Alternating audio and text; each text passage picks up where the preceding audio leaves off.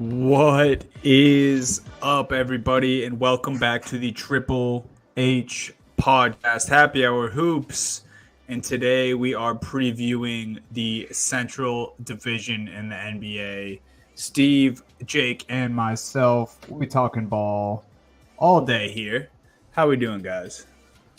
We're doing, man. We're doing. We are. But this is going to be halfway, right? This will be third division 35 days. Woo. 35 days. You're right. Kevin 15 Durant teams days down away. after today. Okay. Future NBA champion Kevin Durant. What? No.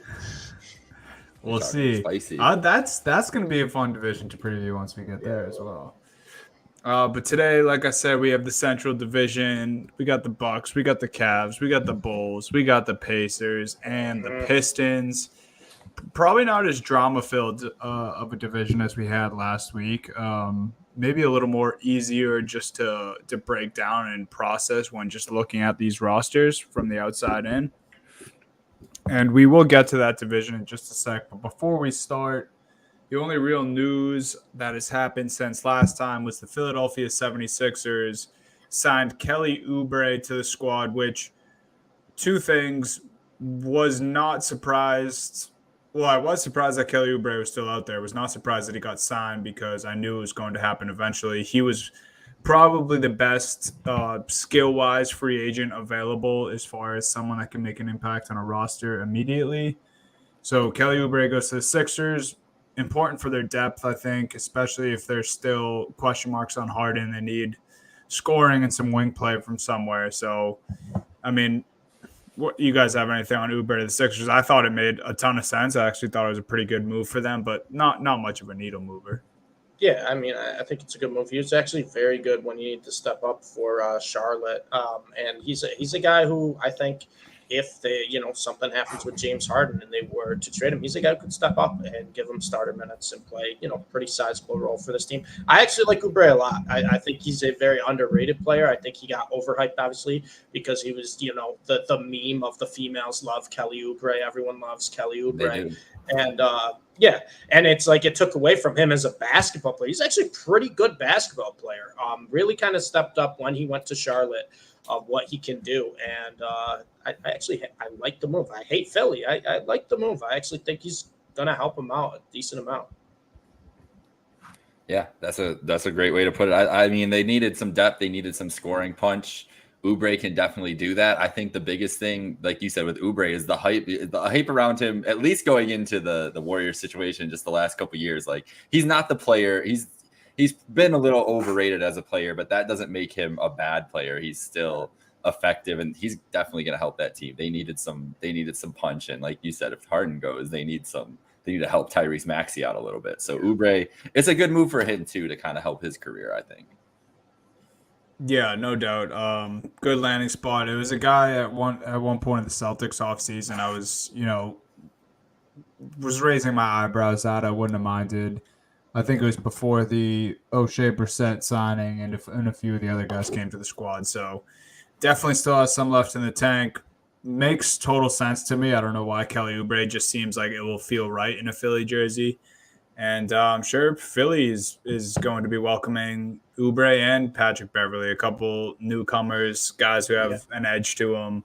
Honestly, those two guys probably make a big difference for the squad. But time will tell that. The other piece of news, because we haven't talked about him in a couple weeks, and everyone inside the basketball world would like us to talk about him continuously because that's what everyone else is doing. Dame Lillard. A couple days ago, we got word that the trade talks were over. Portland was done talking trades with Dame. We had a few more rumors come out about the Heat, and then today, who we think was the mystery team that was talked about this whole time, the mystery Eastern Conference team. Jake told us before we hopped on, he was worried that it was always his Cavs, and they were going to do something stupid for Lillard. It was not. Apparently, it's the Toronto Raptors, and apparently the Toronto Raptors are still in the discussion, still trying to acquire Damian Lillard. I mean, the way I see it, it's pretty simple. If they pull it off, what they gave up is probably too much to the point where they're actually a contender. I'm sure there's a way where they could be better by trading for Damian Lillard. I don't think there's any way they trade for Damian Lillard and then in the same move are also all of a sudden a contender. I'm sure we share similar sentiments, but where are you guys at? I mean, Raptors obviously not afraid to make a big splash like this. That's probably why they were the mystery team all along. Pretty cool they were moving in silence there, but obviously no deal done. Do we really think Dame's going to Toronto? I don't. I just don't think Toronto's in a win now buy type of mode. You look at the makeup of this team, and I just don't really see that. Right? You have some expiring contracts. You have an older, I guess, core besides Scotty Barnes, obviously, who's a young guy there. And if you're thinking a Damian Lillard deal, is Scotty's probably the only untouchable piece. But if you're trading for Damian Lillard, you want to be in a win now. Who are you giving back? Right? Who are you giving back to Portland there besides probably a bunch of picks? But in my mind, I don't know. I just don't. I wouldn't like the fit. I don't think it would work. I think the Blazers would win regardless, like you said, Donnie, just because of the spot Toronto puts it in. Because even if we keep Toronto's team together, right? Let's say somehow they get this deal done without having to give up Pascal or Scotty. Let's just say those two are locked in with Dame Lillard, and that's like their big three. Anobi, maybe he goes back prone. Doesn't matter. Let's just say those three are there. I still don't think it's a championship team. And if you're trading for Dame at his age, at this point in time, you're trading to win a championship, right? That's the whole point when you make a splash like this. And I just don't. I think Toronto's window has shut. So I think you got to go the other direction. Don't try to just buy a star and finish fifth in the East. Try to rebuild around a really good young player you have in Scotty Barnes and see if you can build a team around him.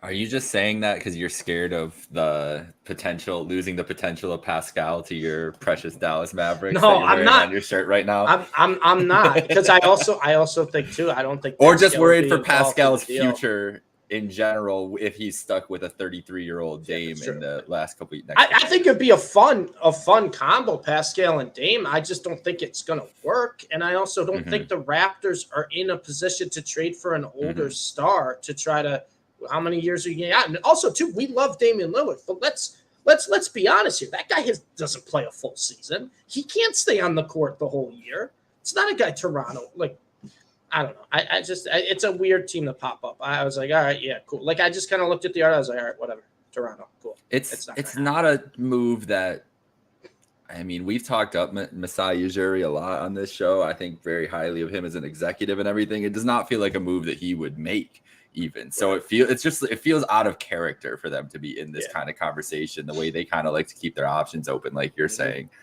I think the biggest thing is that from this story, the Dame reporting, that the Raptors are an interesting team as the mystery team or whatever it is. But I think it's going to be hilarious when the Heat just keep lowballing Portland and then they end up trading him to the Knicks or something like that.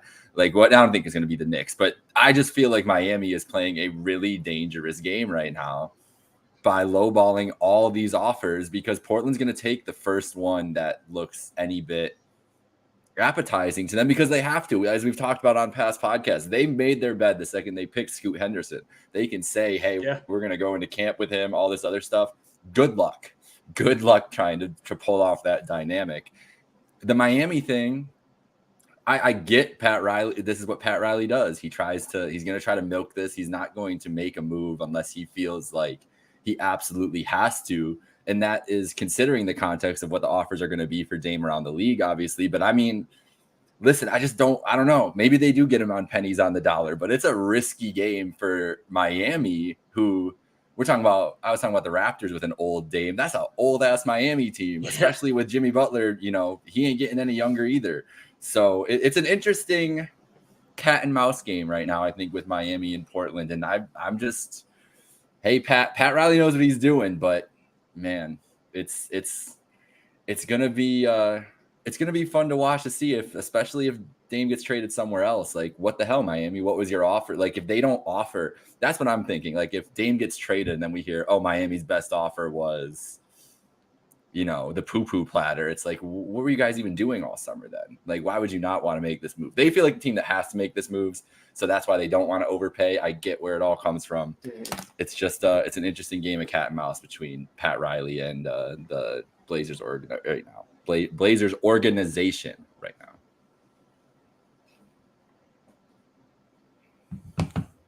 Dunny, you're muted. Definitely was There muted. Yeah, no, for sure. Cat and mouse game for sure won't be the last time within the next 35 days that we talk about Damian Lillard and probably the Miami Heat in this situation. It's just fun that we can have we can take the bag off the head of the mystery team in the Eastern Conference. Turns out it's just the Toronto Raptors. Probably an even bigger question mark of what the package would be from that group opposed to the Miami Heat's package, but apparently the Heat are daring the Blazers to find another package. That was the other reports from today. So we'll see. We'll see if the Raptors make a move. We'll see if Portland gives in on the report they made just days ago about how they are done talking trades with Dame.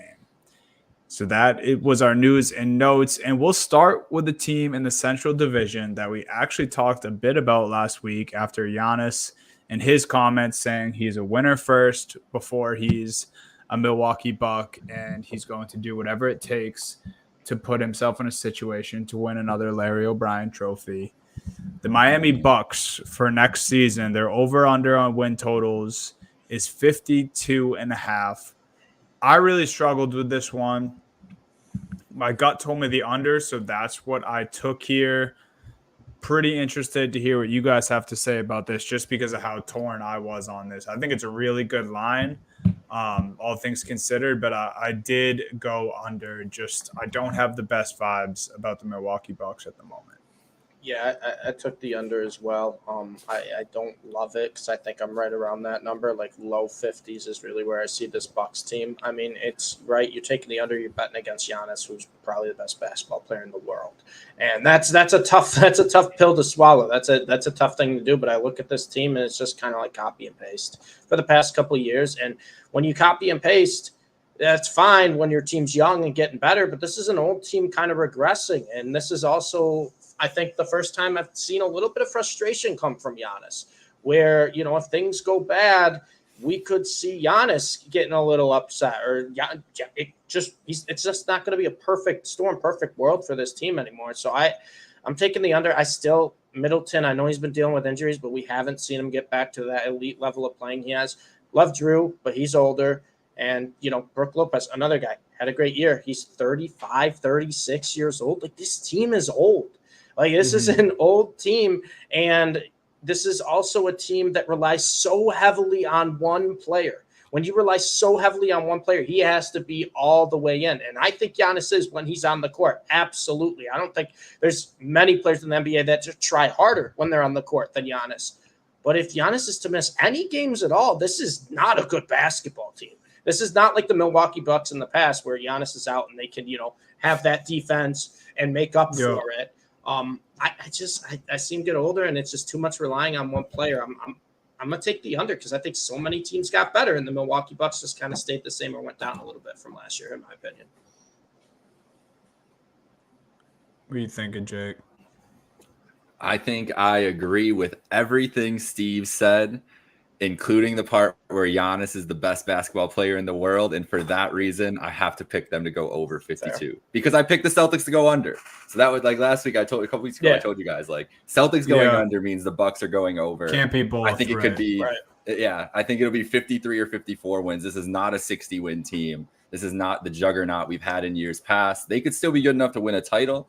I'm really interested in Giannis's, temperament and what you're saying about the vibes, Dunny, too, because it is weird vibes right now. Like Giannis talking about leaving and everything. Who knows if things go bad, what's he going to do? How is he going to react? We've never seen him in these situations before.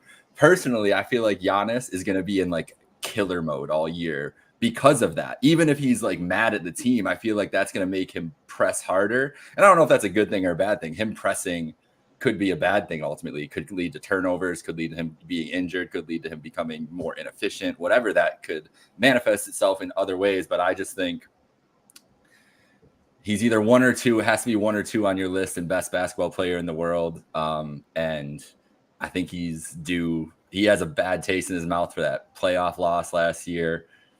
And I think there's at least one more good year in Milwaukee before they really got to answer some questions. I think it's just because he's going to be locked in. But I also could see him derailing the season too. Yeah, I mean, there's both are very good options.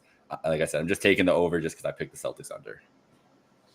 Yeah, and that's my under is the same kind of vibes as Steve. Like, if it does go under, they're probably just missing this mark. That's why I said I do think it's a good line. Biggest part for me is just the vibes. Giannis's latest comments. New head coach was a big thing for me. And then just the reserves that are actually going to be getting the minutes on this team are extremely old.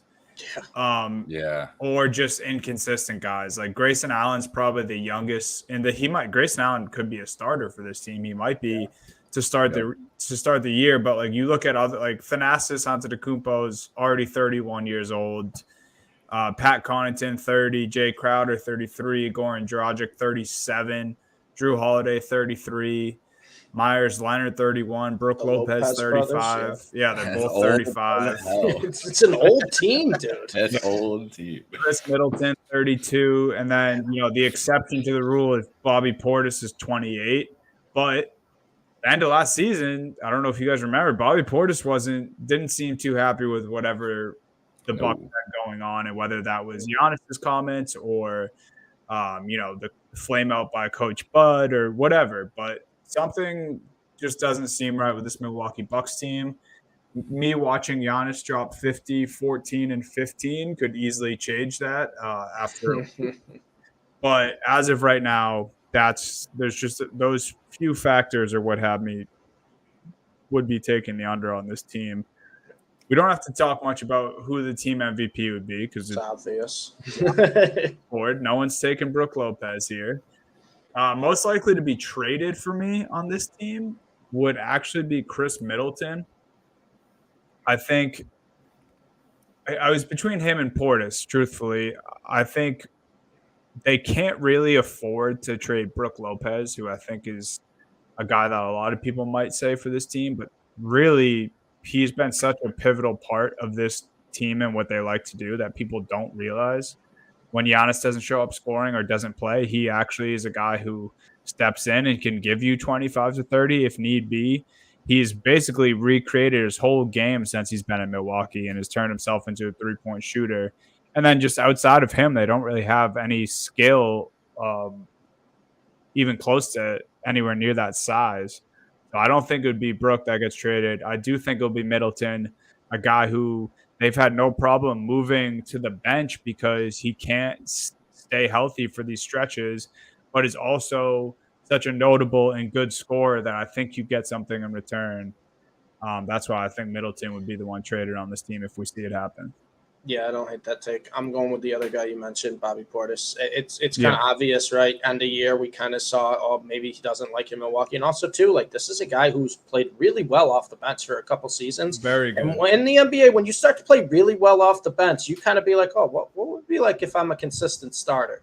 And I think Bobby Portis, it's tough because – I think he's best at the 4, sometimes the 5, and who's ahead of him? It's Lopez and Giannis. And even though Lopez is 35, I don't think they're ever going to be benching him for Portis. The only way Portis really gets in consistent starts, I think, is barring an injury, because I just don't think Milwaukee will play that big. I could be wrong, and we could see them play that for stretches, and we have seen it in game. But just starting and getting starter minutes, I don't see Portis really ever getting that, barring an injury. So I could see Portis, putting up another type of 6th man of the year caliber season and being like, I deserve more. I deserve more minutes and a chance where I can start.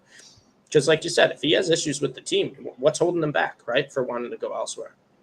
Mm-hmm. Jake, who's getting booted off the Bucks this year? It's Chris Middleton I've got my eyes on too. I feel like I Yeah. don't know, man. Like Drew's not going anywhere because Drew Holiday is still a baller, at least as of last year. Now guards can And go they down sold very their quickly. future for him And already, they sold too. everything for Drew too. So getting rid of him is a bad look. It's all squarely on Middleton, but Middleton, what the fuck are you gonna get for him right now? Right. I know. It's kind of why I didn't like you take should have traded him 2 years ago, probably. Yeah. You know, so And they that's can't the- trade any. I don't know. This one was hard for me because I'm like, who the fuck does anybody want from this team? Giannis. Like Giannis is the most likely to be traded. Honestly, at this point, he's the one talking about being traded. So maybe I would he's not the want to most see likely. what that return would be. I would Yeah. not want to see what that. It's not return worth would it. be. Whatever it is, it's not worth it. Oklahoma City doesn't have enough first round picks. That's Yeah. pretty much they don't have enough first round picks right now. You can only Danny put 15 on the Ainge floor. couldn't even. Yeah, it's you bring up a good point about Middleton. I think this is the sad part of the business too, but for a Middleton trade to actually work out, it would probably have to come after his best 2-week stretch in the last like 2 years. It'd probably have to be a moment where he's scoring in bunches, playing very good basketball for a month span, and then maybe Milwaukee, takes advantage of that. But who knows? I think a trade is due at some point for these Milwaukee Bucks. We'll probably see it before the deadline. Who that will be, we don't know. We think it might be Middleton, could be Portis, but like you guys just said, it could easily be Giannis. My best case and worst case for this team, I think best case is, this can be easily said. I can say this confidently, is an NBA Finals appearance again. Yeah. Giannis, Steve mentioned it. 1 or 2 on your best in the world list, and that's that. And the worst would be a first-round exit, and Giannis gets even more frustrated with this team and starts speaking out even more, and Milwaukee fans are sad. I think it's that simple for me. I think that's it. I'm just going to echo you if I say anything. I think that we've seen this pretty much this exact same team win the finals before. Who's to say they can't do it again? Giannis could just will them to a championship, even if they are getting older and regressing a little bit. We've seen some of the postseasons he's put up and the way he could put a team on his back. And yeah, I think first round exit. I don't think this team ever misses the playoff, barring an injury. But we don't do injuries for worst case scenario because we don't root for injuries. Right. So I think first round exit. I also too, Dunny, to be honest, I think they get past the first round. I don't think Giannis loses first round regardless. I think unless they get a tough matchup, I think worst case probably a second round exit because Giannis is too talented. Because we're thinking Milwaukee's at worst a 3 seed, right? Is that fair? At worst a 3 seed. I don't know if they're gonna face.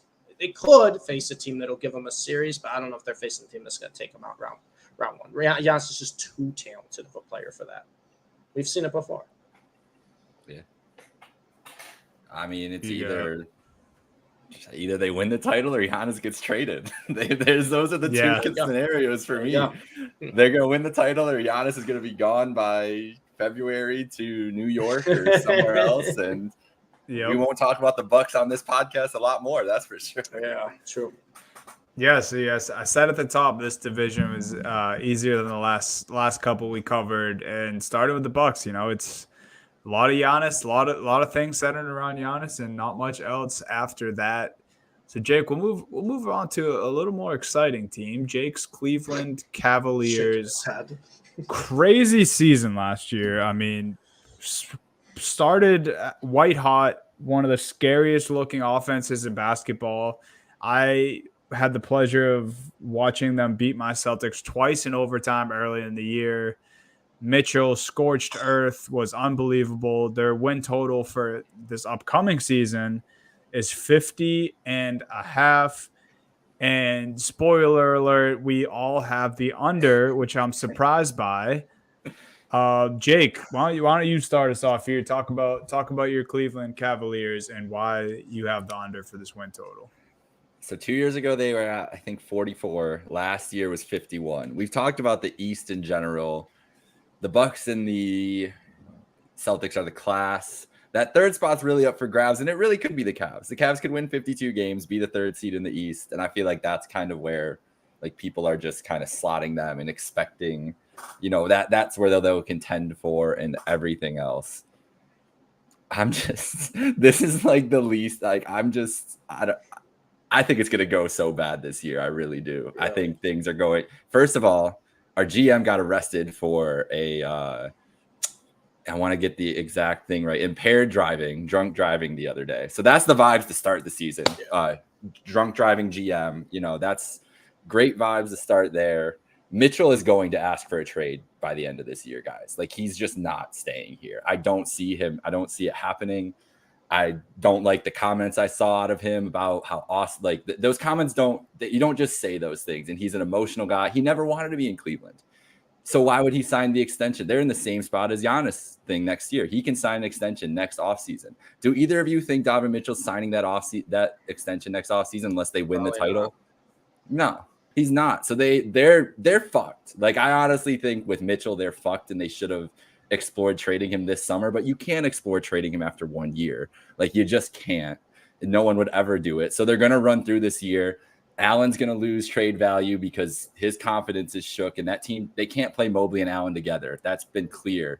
And I don't think that's going to improve unless Mobley turns into like a 40% shooter.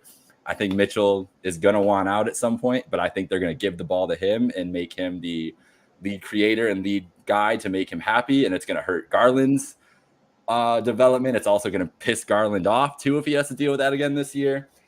I don't got good vibes from the Cavs. So I'm going under. I think this team could be a play-in team potentially and surprise everybody. I think people are too high on them. But Jake, what about the addition of Max Strus? Oh yeah, you're right. We went out and balled out for Max Strus. You're right. Huge signing. Over's back on. You got Niang too, right? Those were the two big splashes the Cavs made. Niang's fine. We asked for shooting. I asked for the Cavs to get a shooter and to get a guy that could defend 3 and D, and they did do that. Those guys fit those spots, so they did address that. I just think it comes down to Mitchell, and I don't think he's going to want to stay here in June. So that's the issue. I'm really looking, and so maybe they do win 50 wins and everything's good and fine till then. But yeah, I got the under. It's a slight under again, just like Milwaukee. Slight under. Big reason for me here, Jake, you kind of pointed to it a little bit, is like you have, 4 talented players, I think, in Garland, Mitchell, Mobley, and Allen. But, like, it's hard to play both on the court at the same time. With Garland and Mitchell, it just wasn't really working that well. And Mobley and Allen is just – that's what killed them. Against the Knicks, you just can't do that. And so – when you have 4, good players, I like all 4, but it's limited your team. It hurts you. And I think it's going to hurt the Cavs. And it's either going to be like, you got to start figuring out lineups. So maybe you start, all 5. There's your starting 5. And then you try to stagger them. It just doesn't work because when you want to build a championship team, you want the 5 best players on your team on the court at the same time, because we see in the playoffs, benches shrink. Teams have a shorter rotation, maybe only playing 7, 8 guys total, and you're playing your starters big minutes. Cavs can't do that. They just can't do that. And we haven't seen anything since this team's kind of been created where they've shown that they can do that. It just doesn't work. So I'm taking the under here because, like I said, I like the players. It just doesn't kind of fit together. So either one's got to get traded, maybe someone's got to go, or you got to switch up your lineups, and that just leads to inconsistency. So I'm taking the under. I like Mobley. I think Mitchell had an incredible year, kind of proved me wrong of how good of a player he could be his first year in Cleveland. But like I said, a lot of that was, before him and Garland started playing together, was when Mitchell was balling out. So it's just – I'm going to take the under here. I just don't see many games where the Cavs just have Mobley, Allen, Garland, Mitchell on the floor at the same time, and everything's just humming. Everything's working. So give me the under. Yeah, my biggest thing was, Jake, what'd you say, that they were 51, I think, wins last year? Yeah, right at the number. Yeah, so they're right at the line last year, and I thought their regular season they looked incredible, and then they just looked like a completely different team in the playoffs, and that was really the only logic I had picking the under here. I was like, okay, well, they looked great getting that 51, which would just barely get them this over, and they looked a lot worse after the fact. I do like the additions that Jake talked about. We can joke. I don't personally like Max Strus, but I think he's a good fit for this team, and I'll probably like him a little better as a Cav and not as a Miami Heat. But yeah, I like the additions. I don't think this team's going to be bad by any means, but it's hard to come across 50 wins, and it's even Yeah. harder to do it in back-to-back seasons. So we'll see with the Cavs. We all have the under. We do have different team MVPs, though. I have Mitchell just because, like I said, I watched him up close and personal a couple different times last year. He was outstanding. I don't see anyone individually outperforming him on this team. I do like Steve's pick, however, for the upside. Yeah. But so Steve, let us know who you got as the team MVP. You guys know I've been talking about ever since we started talking about the Cavs, Evan Mobley. I think this guy has all the potential in the world, and we started to finally see his offense start to come around in the second half of last year, which is a big sign. Another reason I like Evan Mobley as quote unquote the team MVP is I think he could win Defensive Player of the Year. I think this guy could be the best defender on the court at all times, which is huge. And I also said, too, and this is why I had the unders, I think him and Jared Allen on the court at the same time kind of limits Mobley a little bit. I'll tell you what, I love Jared Allen. You know, I wear the Fro shirt all the time with Jared Allen on it, but he might be gone, or they might switch things up. Mobley's the guy now. He's the big man now. I think offense, he was trying to work on the outside shot a little bit. I think you give him another offseason. I think this guy's a hard worker. I think he's someone we saw him take a little bit of a jump. I think where he's going to take another jump, and this is someone where I think can win Defensive Player of the Year and also probably put up 20, 12, and 4, and then maybe 3 blocks with it. Like that, those are realistic numbers, I think. And I think he brings more overall to this team than Donovan Mitchell. Donovan Mitchell he scored 71 points. He can score like crazy. But Evan Mobley, I think, is the more complete basketball player, definitely the better defender. And I think he has the potential and also the physical size too, right? 7 foot, his wingspan's ridiculous. This guy just learns how to shoot a little bit. He's one of the best players in the league, not just on this team, in the league. So I think we're going to see a big jump from Mobley. Yeah, I think it will be Mitchell. I think for the betterment of the Cavs' future, it's Evan Mobley. I think you both are right. I think Mitchell's going to do it because that's just what Donovan Mitchell does. Yeah. He's going to get his 30. He's going to do what he does. But it needs to be Mobley if this team wants to do some real stuff this year. All right, well, those are our team MVPs. Most likely to be traded for me, it's Darius Garland. For these, it's honestly a lot of names that I put in when we do these are names that I've heard have already been rumored to be traded. Yeah. Because a lot of the times, not always, but a lot of the times that's the case. And maybe it's not right away when those rumors happen, but down the road, it tends to happen because either they were true and the player gets moved because that's what the team said they were going to do, or it was halfway true, or it was true until the deal wasn't there anymore, but then the player already hears about it and is upset and wants to get traded anyway. Also, Steve mentioned it, Garland and Mitchell doesn't actually work out as much as people like to think, or as good as it looks on paper. It doesn't look as good on the actual hardwood. And I think they just move on from a guy like Garland before they do with Mitchell. Even, I'm with you, Jake. I don't know if he's signing that extension, but I think if you're the Cavs front office, you're going to do everything you can to try to get him to sign. So I do think they would move Garland before Mitchell, but that's just my hunch. You guys would see a really sad Jake Micah if they trade Darius Garland. I just want you to know that. Beyond worse than LeBron leaving the second time, maybe not the first time. Garland last year got fucked over. First of all, what's his name? Can't even remember. I think it was Gary Trent. Needs to cut his nails, stabs him in the eye. Dude can't see for 2 months, and then Donovan Mitchell doesn't pass him the ball anytime they're on the court together. So Garland is in a spot. And mind you, as good as people thought they were together, this podcast specifically did not want Donovan Mitchell to go to the Cavs because of this pairing. And I think that everything that we worried about bores out this year in the second year. My most likely is going to be Jared Allen because I think that dude's going to be gone in December. The second they can trade for the rest of the league and all the free agents can get traded, I think Jared's going to go. Like, I just think they have to know that the composition of this team is not structured well right now. And even if they get 60 cents on the dollar for Jarrett, I think it helps them overall because you got to just put Mobley, like you were saying, Steve, he's got to just be in the position, and he's got to be in the position and learn. He's got to fail. He's got to try. He's got to try to cover these guys. You can't baby him his whole career. You got to put him against Embiid. You got to put him against Jokic. You got to just put him out there against all the bigs and see what you actually got in him. I don't think that happens until Allen's gone. So I'll go Allen, but I'm a little worried about Garland because I do think that everything you said about that is right. They're going to try to make Mitchell happy, all that. And the most Cavs thing to happen would be them trading Garland in February and then Mitchell asking for the trade in January or in June. So I'm with you, Jake.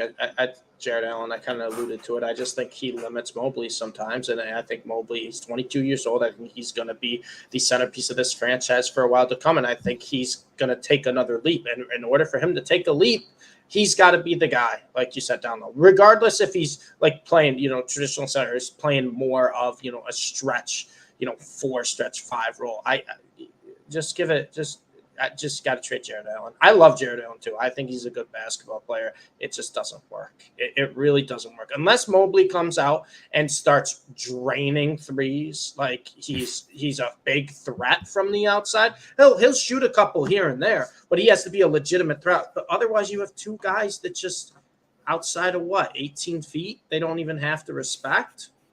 That's an issue in today's NBA. So I think Allen's got to go. And Mobley, like you said, steps into, that 5 role.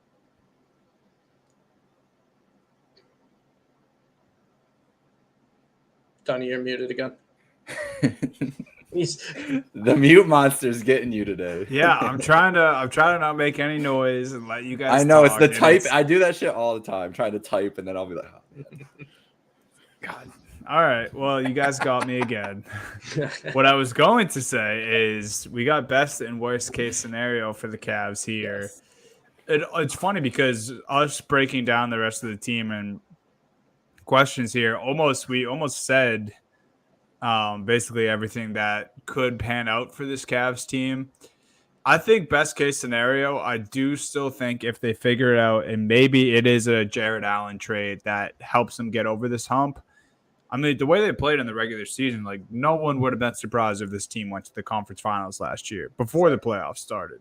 So I do still think that's their best case scenario. I think a conference finals appearance wouldn't shock me especially if they play the way they did like last regular season. Worst case, I think they missed the playoffs just because how bad they looked in the playoffs. And if they continue that, then if they play like they did against the Knicks in the regular season this upcoming year, they will not make the playoffs. So best and worst for this group is kind of easy for me. I'm kind of similar with you, Donnie, except I'm just going a little more towards the middle, where I think best case, I don't think they make the conference finals. I think best case is probably the semifinals of the Eastern Conference.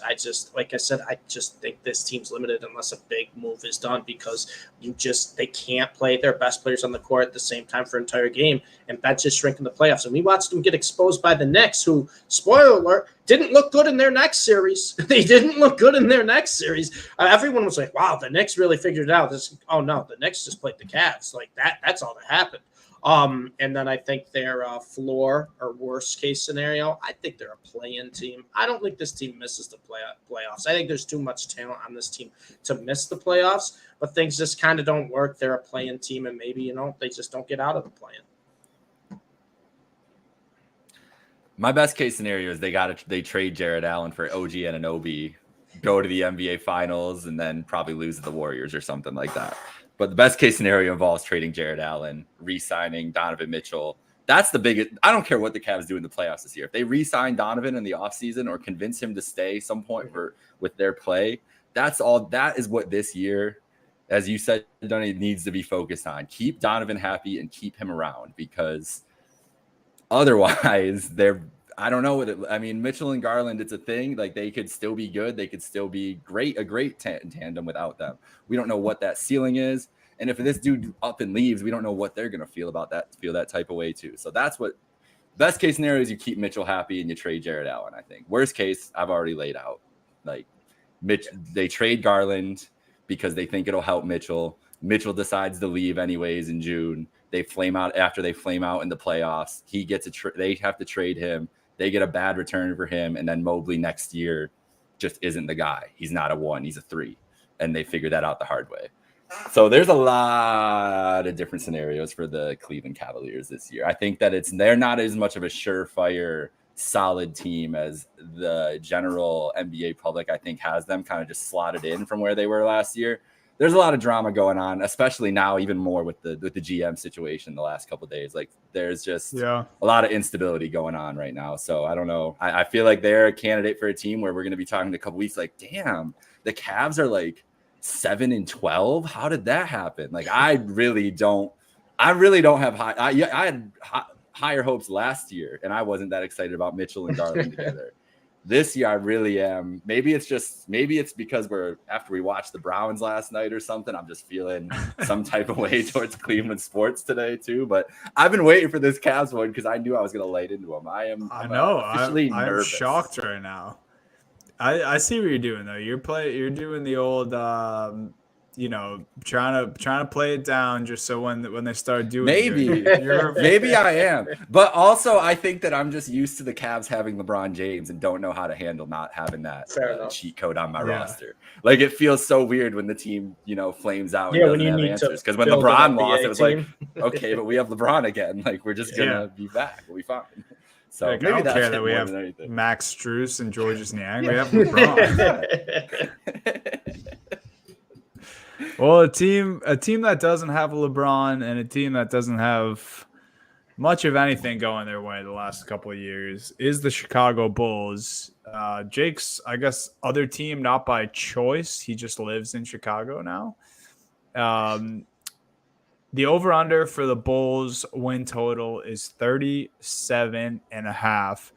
I am the lone over here, so I will make my case now. I actually had the under at first, and I thought about it, and I was like, well, DeMar DeRozan is still there, and I think very highly of him. Probably more than most people who cover the NBA or who just watch the NBA in general. I've always loved DeMar DeRozan. I think he's a great player. Really doesn't get enough credit than he deserves. He's mid-range king. Yeah, he's a scoring assassin in general. He's kept the mid-range alive specifically, like Steve mentioned, and he's just one of my favorite players to watch. And I was thinking 2018-19, I believe, was his first year in San Antonio. And, that was a team with LaMarcus Aldridge was there, Pau Gasol towards the end of his career. Not many other names besides that. Here, let me just make sure I'm not missing anyone big on this team. Now, Bellinelli, Davis Bertans, that team won 48 games. And I think the Chicago Bulls this year, and granted, it's a different DeRozan, he's years older now. I do still think what the Bulls have this year is more talented than that Spurs roster. And this win total is 10 games less than that. And that's how I got to me taking the over here. I think as long as you have DeRozan, obviously injuries play a factor. I'm banking on Levine being healthy. They re-signed Vooch, so he's still going to be there. And I do tend to like their young talent on this team too. I think there's a few guys who I'm still waiting to kind of emerge, and it's probably this is the last year that they are going to have that leash. Guys like Patrick Williams, Kobe White, Ayu. I think those guys are going to have to, do something this year, or it's probably too late for them. But I don't know. I just thought it was a low number. I figured DeRozan's been on bad teams where he's put up more wins than this before. And yeah, I like the over here. Tell me why I'm wrong though, guys, because it feels nasty. It's just, to me, it feels like Milwaukee, but worse, where it's like we're getting older and we're running back the same group. And I was surprised when they brought back Vucevic. And I love DeRozan too, Donnie, don't get me wrong, but he's 34. He's 34. And the biggest thing with DeRozan, the difference between DeRozan and, let's say, another aging star who's right around the same age, DeMar DeRozan, like you said, like he's a scoring assassin, but a lot of his scoring is driving to the lane and the mid-range, some contact with the shots. He's not someone who's just sitting out there shooting 10 threes a game. And a lot of times when you get older, you can just, maybe take my game down a little bit. I'll just look for the open corner and shoot. That's never going to be DeRozan's game. So I think we're going to see DeRozan regress a little more quickly than other stars because he has to have that type of physical side still to his game, driving to the lane, taking those contested jumpers. And also too, I look at this team and it's like, I think this team won 40 games last year. Yes. And it's just the same old in Chicago. And, the city doesn't have a great track record for teams with expectations. And the biggest thing I look at when I look at this Chicago Bulls team is I go, what could go wrong to not hit this win total? I don't love the bench depth. I really don't. I don't think the guards outside of Caruso are that great at defense. They have a liability in the paint defensively with Vucevic. He's gifted offensively, but he's an absolute liability, and he's getting older. So and you look at the other bigs that they're going to go up against in the East too. It's just they're not going to be able to defend any of them. I'm going to take the under here, but the good news for Chicago sports fans is you got Bedard in the lottery, so you get to watch a little bit of hockey and have some hope for that, because I don't think the Bulls are going to be one of those teams where they're not good enough to really do anything, but they're not bad enough to be the worst team in the league, and they're just in that in-between place where it's just you don't want to deal with it. And if it goes south, right, if they start slow, who's most likely to probably be traded? Probably DeRozan, their best player. So yeah, I'm gonna take the under there. I think there's more ways the under hits than the over hits here. It's a good point. Yeah. It's nice of you to appeal to Chicago sports fans, but they're too busy arguing about Justin Fields right now on the internet, so they are not paying attention to any Bulls talk. I'm picking the under because I think this team is going to blow it all the way to smithereens because of Connor Bedard is one of the reasons too. I really think this is their chance to just blow it all up, and no one's going to really pay attention to them. They got the hype in the city on other places, whether it's the Bears things, everything else, and there's really nowhere else to go. Like I don't know how you improve it. I think Levine's going to get moved first. I feel like they're trying to move him. And I mean, our friend on Twitter, NBA trade analyst, put that out there a couple months ago that Levine was trying to get moved and bumped it up yesterday. Talking about 8-in potential and everything else in that move, which is whatever. I'm not concerned about that. And it's a guy that's anonymous on the internet, whatever. But Levine, it would make sense if they wanted to move him, but he's very expensive. And it's the point with Levine, I think, is the biggest problem with the Bulls because he's getting paid like a super duper star and he's just not that guy and hasn't been that guy for them. And like you're saying, Dunny, like it's DeRozan's team. Really, like it is that, and it should be. Why would you not want your team to center around DeMar DeRozan? He's an outstanding human being. It seems like a consummate professional, and he's been balling like a superstar still too. So I think their biggest problem is a Zach LaVine problem. I think I'd rather see this team with LaVine gone, with Vooch gone, and then just DeRozan and a bunch of young guys, and that would be way more fun than the squad they're throwing out there this year. So I'm taking the under, but think this is like a way more fun under for me because I want this team can like become so many different things and go so many different ways. Now, mind you, the Bulls of the 21st century have not proven that they could ever do that or ever build a winning franchise. Like this this front office has basically been the same for the last, 15, 20 years and have not been able to produce a consistent winner. So them blowing it up does not mean that it's going to be better. But I just don't know where they go from here. So, yeah, I'm ripping that under. And it's also a kind of a tease towards how we feel about these teams later on, I feel like, too. Yeah, I was just going to say you just foreshadowed and alley-ooped my best and worst case perfectly because best case, and this might be a reach, it's probably more like a play-in team, but play-in, playoff, fringe team, I think, if everything works out the way ownership apparently wants it to. Because they are just running back the same exact group, which we've seen past couple of years play in playoffs. They're right in that range. And they had a lot of injuries last year too. Yeah, that's the thing though. They were, and all their guys were hurt. Like they were never the stars that you would think of altogether. We were talking about Vooch, DeRozan, Levine. Were barely on the court together at any time. So it is an issue. Sorry, Dunny. Keep going. No, you're good. And Steve brought up how he was shocked they brought back Vooch. That tells me maybe he's the guy who gets traded. Maybe they just wanted it to be a contract thing that works out. It would be weird that they signed it in the offseason because usually it's like a sign and trade and it happens right then. Yeah. But, it could still be a money thing that they're just trying to get ahead of. So maybe we see Vooch traded. worst case, all three of us already mentioned it. They blow up this team. Like Jake said, they blow it to smithereens. That's worst case scenario, I think, because your team's going to be pretty dog shit if you blow this up. Dude, what's worst interesting about case the would Bedard just be point they too? do Oh, nothing, go ahead. Right? Worst case, we're do nothing, and they just missed the playoffs with this roster. I would rather blow it up than just sit with this roster. Actually, you did say that from the beginning. You said, they could be in that scary zone where you're not good enough to make the playoffs, and you're not bad enough to be in the lottery. That probably, especially as a fan and an owner, that probably is the worst place to be. I think you both helped me come to the actual point of why they're running this back, and it's the Bedard point and the fact that they need to run this team back because they got to sell season tickets too. Like people are spending money on Blackhawks tickets. The Blackhawks season tickets went crazy this year. The Bulls still got to sell tickets. So how are you going to do that? You can't do that by blowing it up in the summer and being like, we got DeMar DeRozan. Hey, there's the number 1 overall pick, generational franchise in our building. Don't go spend money on him. Come watch DeMar DeRozan and all these random young dudes play basketball. So maybe it's as much as just like we need guys that we can put on posters. I see Vooch's poster, his face on a poster at my train stop every single day. Like Vooch, it says "See Red," and it's just Nikola Vucevic staring in my face. That could be as simple as it is. Like they needed to see some tickets because the other kids coming in town, and they're like, "Hey, we just need to put a team out there that people will come watch and come know who the people are, and then they can kind of move forward." But yeah, not good spots no matter what for the Bulls. No. And my last note on the Bulls, just because it'd be crazy if we talked about this team and didn't mention them.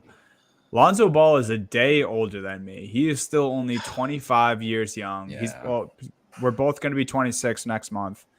So he's, nearly 26 years old, but still just crazy young. You hope the knee can get figured out. And if it does, maybe Lonzo's the person to get traded from this group first.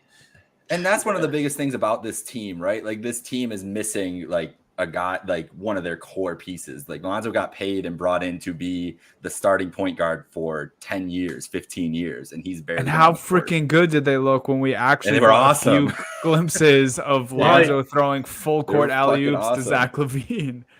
Right. And now he's just getting out of a chair with one leg to arguing with shove Stephen it. To shove it in Stephen A's face.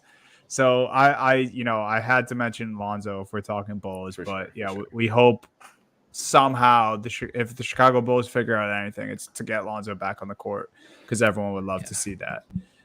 Moving right along though, the Indiana Pacers. I mean, if you don't love the Pacers and you're an NBA fan, you got something wrong with you, man. Because the excitement, the young talent, just the history behind this franchise that is just waiting to have a good squad again. It's fun, man. I think if you're an Indiana Pacer fan, you got to be hyped. The over-under for a win total next year is 38.5. Another big spoiler, we all have the over here because we all love the Indiana Pacers. Steve, why don't you start with your MVP? I'm surprised that it's not somebody else. But it is pretty much the obvious answer. Give us a little Pacers minute here, Steve. Yeah, I mean, I have Halliburton as my MVP. If we're gonna be honest, I could find 4 or 5 MVPs on this team because I love. So this is like my team of just guys I love, like guys I think that are just super underrated that people don't give enough credit to that I think could have a big year. We'll start off with who I said is the team MVP, Tyrese Halliburton. It's gonna be kind of a hot take here. I would not be shocked, maybe a little surprised. I would not be shocked if Halliburton had not the same stats, but a first All-NBA SGA type of year. If he stays healthy the whole season. This is a guy who had the Pacers team last year, who wasn't that great last year in a playoff position before he got hurt. And then the world kind of fell apart and the Pacers, they fell out of it. It makes sense when you lose a point guard like that. Tyrese Halliburton, he may have an awkward shooting motion. It does not matter. He hits down the threes. He might have the best court vision of anyone not named LeBron James in the NBA right now. And he just makes everyone around him better. And when I look at a team of young players that I want to succeed or I think can succeed, you need someone who is steering the ship in the right direction. And that is the definition of Tyrese Halliburton. That is what he's been at every single level of basketball he's played. He's made players around him better. Now you have a lot of players on this team around Tyrese Halliburton that have untapped potential. Starting off with Ben Mathurin, one of our favorite rookies from last year. The dude is a walking bucket, and he was coming off the bench. He was coming off the bench and scoring 20 points a night. I mean, it was incredible what he's doing. I think we're going to see him in a consistent starter role this year, and being able to play alongside Halliburton for hopefully a full season would just be incredible to see what this guy can do offensively. You have Jarris Walker, one of my favorite rookies from the draft out of Houston. You want to talk about a player who's NBA ready. Jarris Walker is the definition of that. He's a 3-and-D winger, but this guy can do so much more. Probably the best defensive player in the draft. I know Wemby obviously has the size, and he's probably going to win more defensive players of the year, but I'm talking of just one-on-one guarding Jarris Walker. I don't think there's anyone else in the draft better than Jarris Walker. That he can shoot. He can handle the ball a little bit, and he's someone I think who's going to be one of those rookies who's just going to come in and be involved right off the start. Miles Turner, I know he was in trade talks for the entirety of last year in the offseason. He's still the entirety of his career. He's still super underrated and super overlooked. When he's on the court, he's a great player offensively and defensively as a big man who can stretch the floor, who's not a liability on either side of the court. And then you look at Buddy Hield, another guy who can get any bucket he wants. You want to talk about guys who kind of found their footing in the middle of last year? Aaron Naismith and Jalen Smith, who I was almost ready to label as busts. I know Dunny wasn't a huge fan of Naismith on the Celtics. They come to the Pacers. They looked like they could play basketball. Yeah, they looked like they could play basketball again. And then you get Bruce Brown, who might be one of the best guys in the NBA to come off the bench, just do whatever you need him to do. Cause no issues. Bruce Brown very rarely makes a mistake. He's just a great overall basketball player, role player you want. And last but not least, saved from the New York Knicks. Now he's in the Pacers. Yes. I expect a big leap, whether it's coming off the bench or whether he sneaks his way in the starting lineup from Obi Toppin, who's actually going to get minutes, who's not going to be behind Randall's 44 minutes and get to only play 4. Obi Toppin's going to have a role, and he's another one who was making a jump last year. We saw it. His outside shootings improved dramatically. Like, this is a guy who has the most athleticism probably anybody on the court at any time. And I just look at this team and I go, this is a lot of good young players who want to play together. I didn't mention Andrew Nembhard, who was one of the biggest surprises last year as a rookie too, who was great.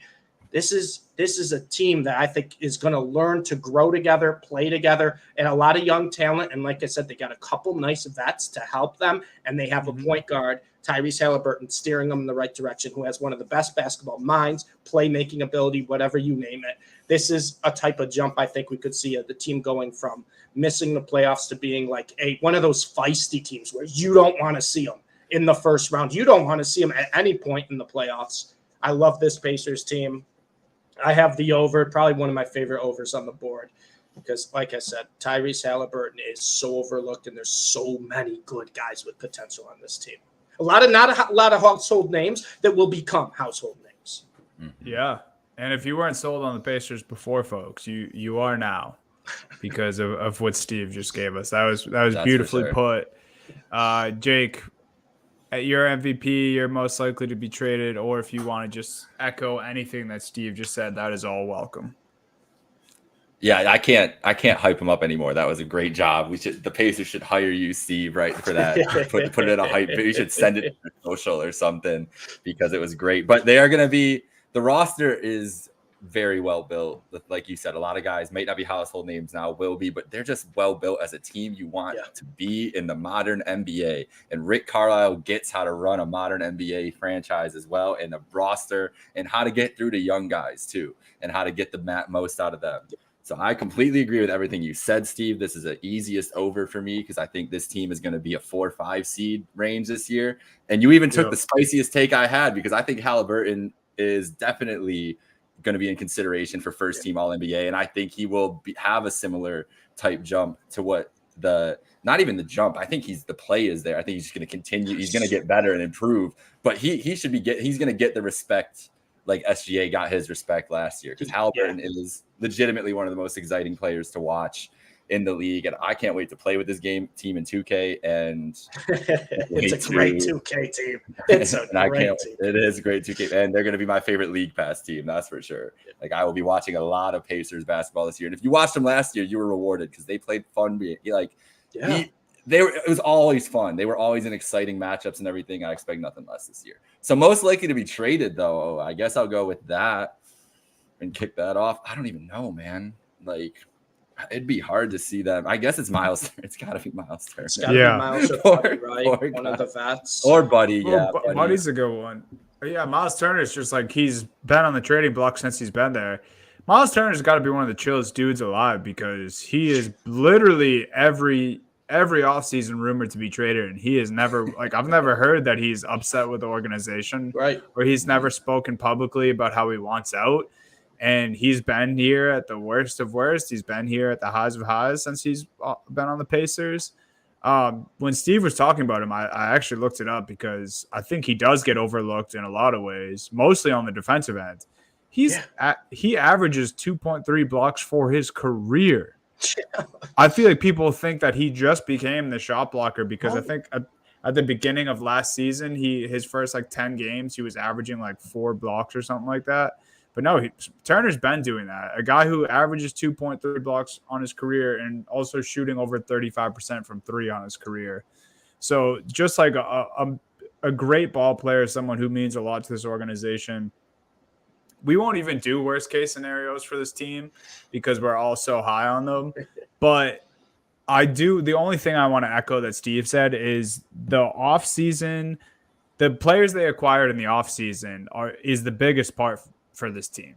Adding guys like Bruce Brown, Serge Ibaka, who else did they add? James Johnson, like another old guy. You know, I did give heat to the Bucks for having old reserves. Having old reserves on a team like this is key. And then Obi Toppin, who you mentioned, there ain't no stopping Obi Toppin, was their other acquired guy this offseason. And it just not only are they just great players to have coming off the bench, or you mentioned we wouldn't be surprised if Obi starts eventually, but they're just great guys to have on any team or a team like this, which I think they did perfectly.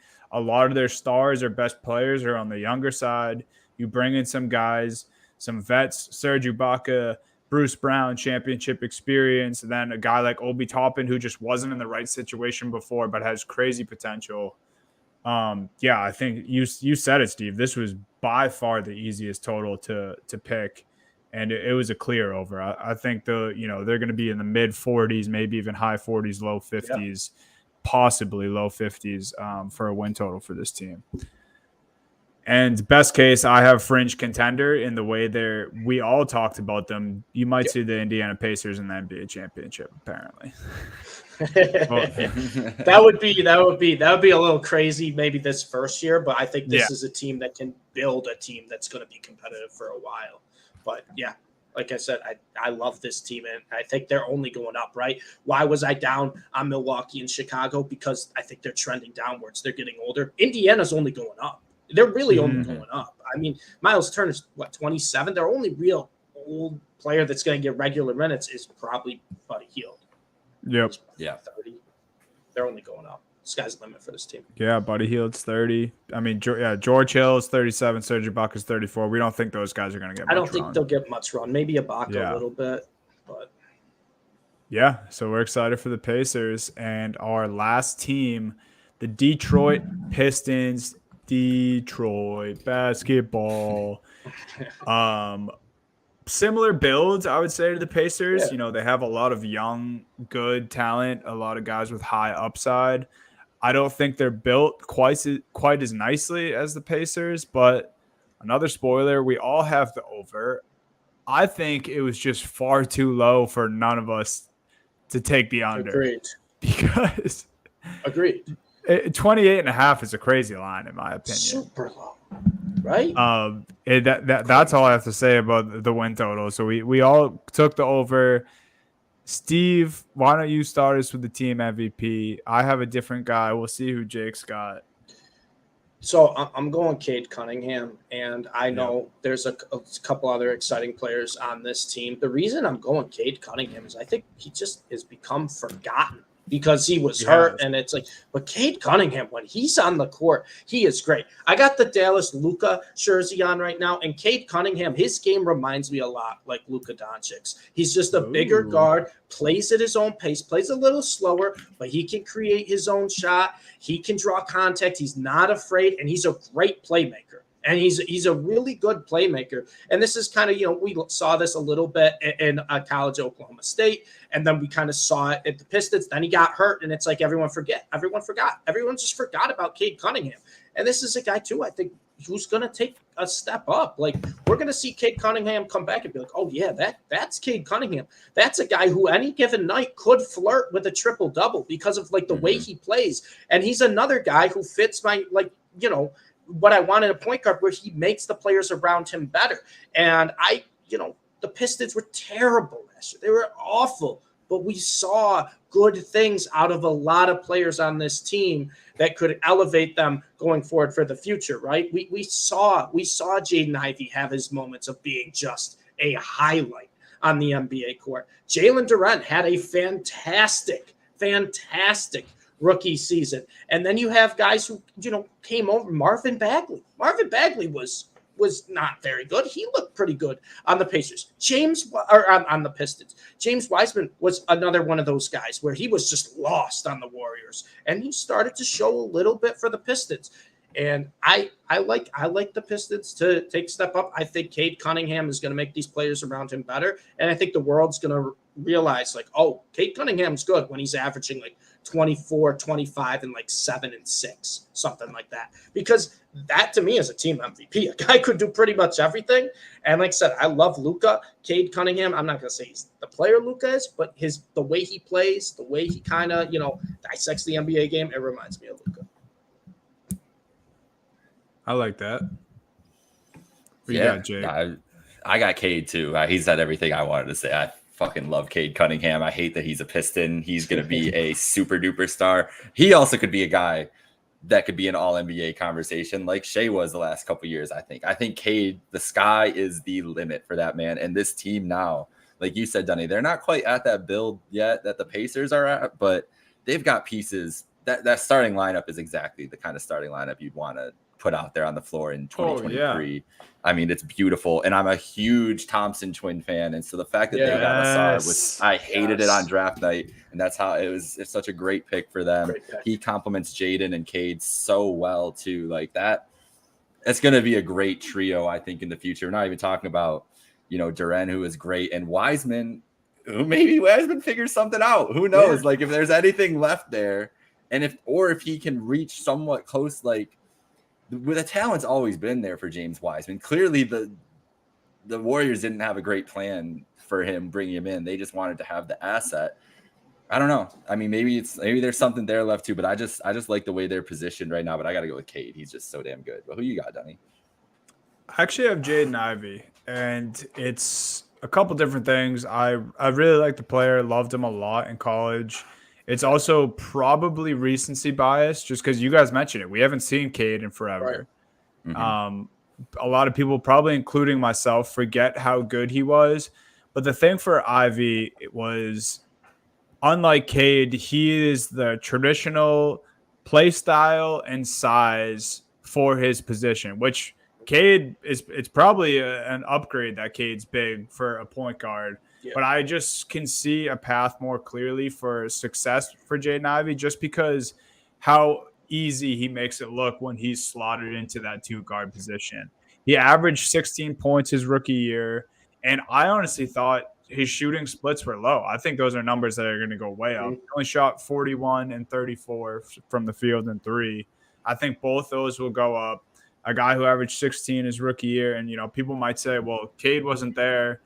What if that number goes down? I actually think he's a great guy to play alongside Cade. I think they'll strive together. And just to be different, I like Jaden Ivey. We haven't seen Cade for a year. I think Jaden Ivey could easily, take over as the best player on this team.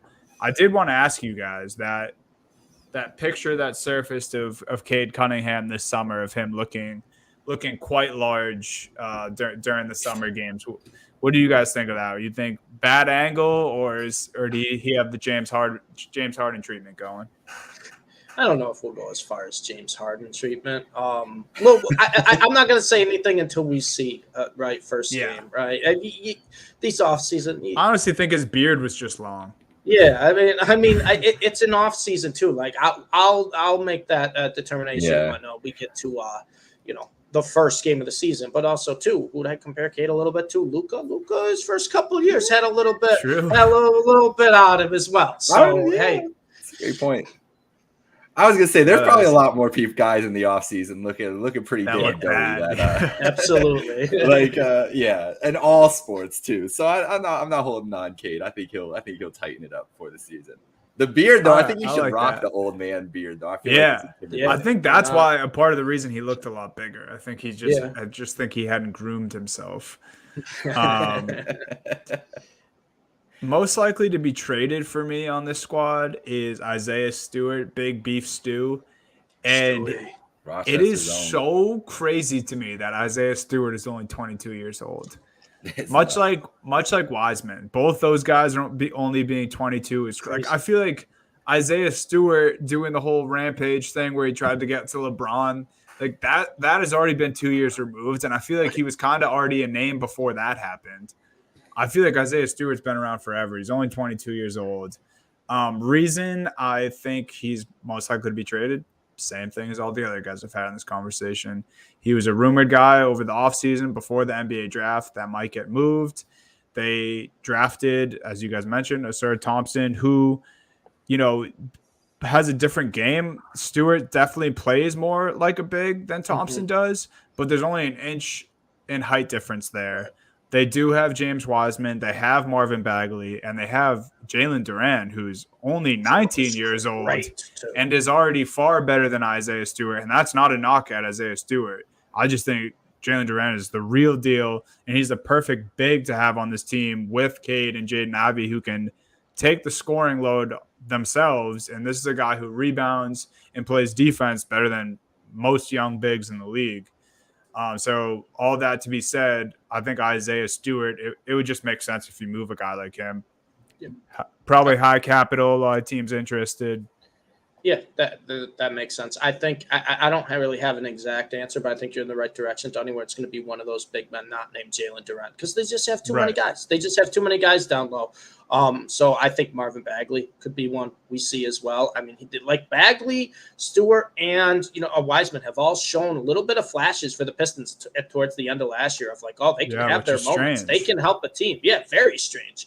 But hey, if that's going to work, then I think they can't play all four. You just can't play all four. So you got to get rid of one. And then the other one, we haven't mentioned this guy's name at all. I think he's one of the most consistent players in the NBA, Bogdanovich, though. He just seems like the odd man out. 34 years old. Maybe there's a contending team, right? That's the perfect guy to add to a contending team. So Bogdanovich is another name I have floating out there because if the Pistons, even if they improve a little bit and it's like we're not going to win anything this year, we're just kind of building a team. What are you keeping Bogdanovich around for, right? You can get a couple assets for him. He's 34 years old, and I promise you, we get to a little closer to the summer or not to the summer, to the spring, and teams are going for that playoff push or be like, we got to build a title team. Bogdanovich is a name I think that would pop up.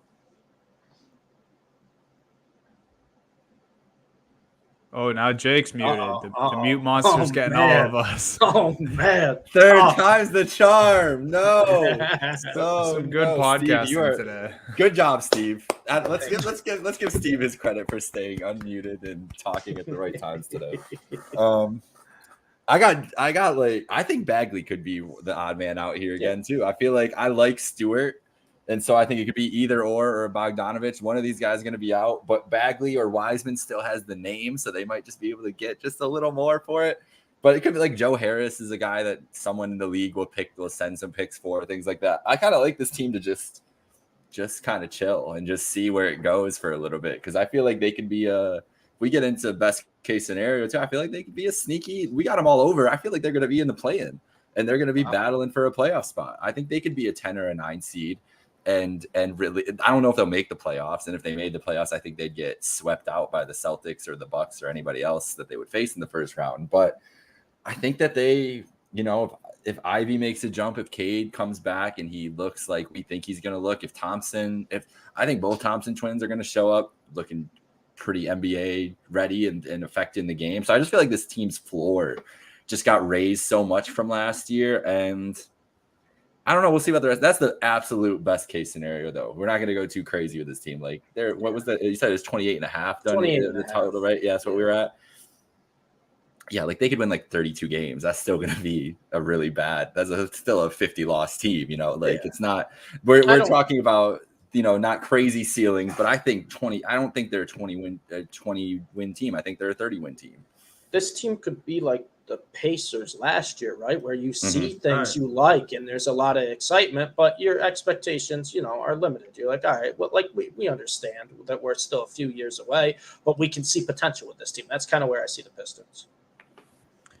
Yeah, that's beautifully put by the both of you. I think this over and the Pacers over were definitely the two easiest for me. And it's crazy that a team with a 28.5 win total for the line could easily be a playoff play-in team. None of us would be surprised, or not easily playoff, but easily could be in the play-in conversation, and none of us would be surprised. So I think I think this is the division we're all gonna. Whatever happens with the Bucks, because I'm different than you two, I still might bet on that under by the time the season starts. I feel like this is the one we're gonna nail because the Cavs and Bulls are way too hyped up right now, and I can tell you they should not be, at least from my estimation, being close. And I feel like these two teams aren't talked about enough, and they feel like there's more talent than people want to give them. And because of those two things happening at the same time, these totals ended up where they were, and we're just gonna fade both those things and see what happens. Yeah, it's this division definitely had the most clarity as far as just looking at the totals, looking at the rosters, and being like, okay. Yeah, I can make a decision here. So, yeah, I think you're right on the money there, Jake. And that is going to do it for the Central Division.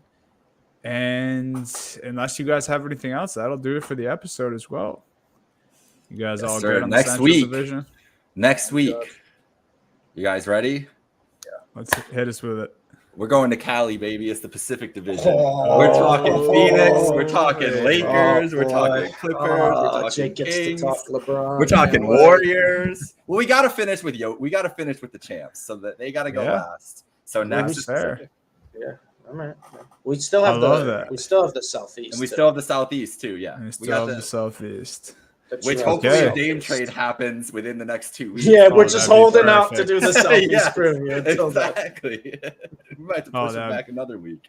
That'd be so perfect, man. But also because Dame, we got Northwest too, so we could trade him right before that Southeast preview, and we got 2 weeks of Dame talk right there. It's perfect. Yeah, so you heard it, guys. Pacific Division next week. A lot of fun teams there. Today was the Central Division for Steve, for Jake, for myself. Go follow at Happy Hour Hoops 1 on all socials. Follow Trainwreck Sports. Keep up with all of our NFL content that's going on right now. And then, of course, we are 35 days, if you're listening live, away from the NBA season. And we're that much closer, baby. Hoops soon.